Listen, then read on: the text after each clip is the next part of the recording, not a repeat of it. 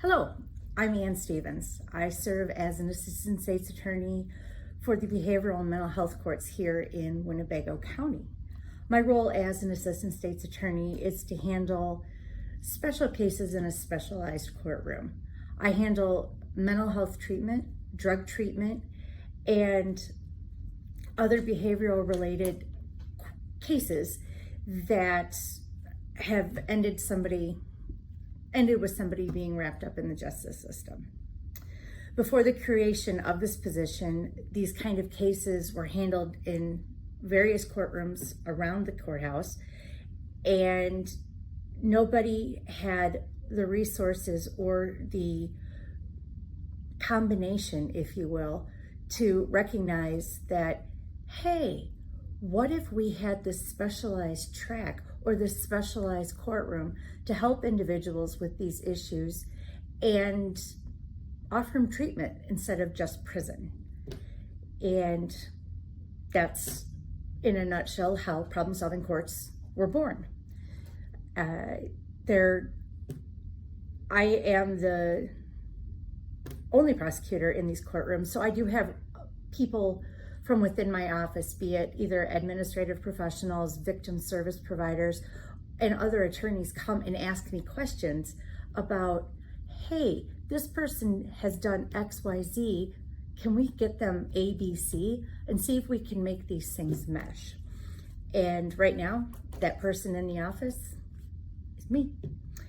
Part of the job I do is also not just making sure cases come into the specialty courts or a wellness track.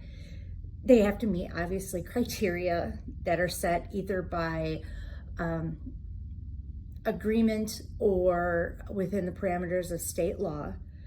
But the goal of these programs is to help people and to get them to not come back into the criminal justice system.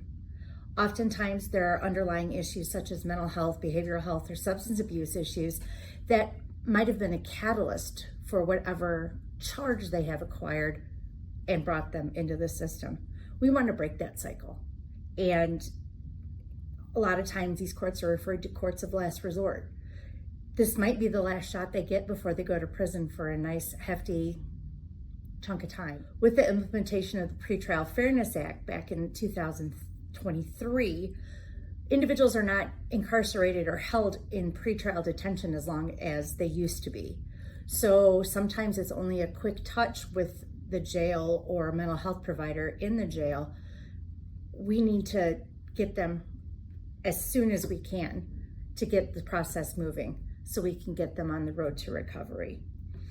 Our referrals for our program come from myself, the ASA who does initial appearance court, defense counsel, probation officers, their mom or dad, significant other, and the clients themselves. Anybody can refer anybody to these programs. I go one step further and to help determine if that person can qualify for any type of special probation. Maybe it's one that will result in their charges being dismissed, or no conviction entering at all because the person does not have a criminal record. We want to try to have people leave us better than they come to us.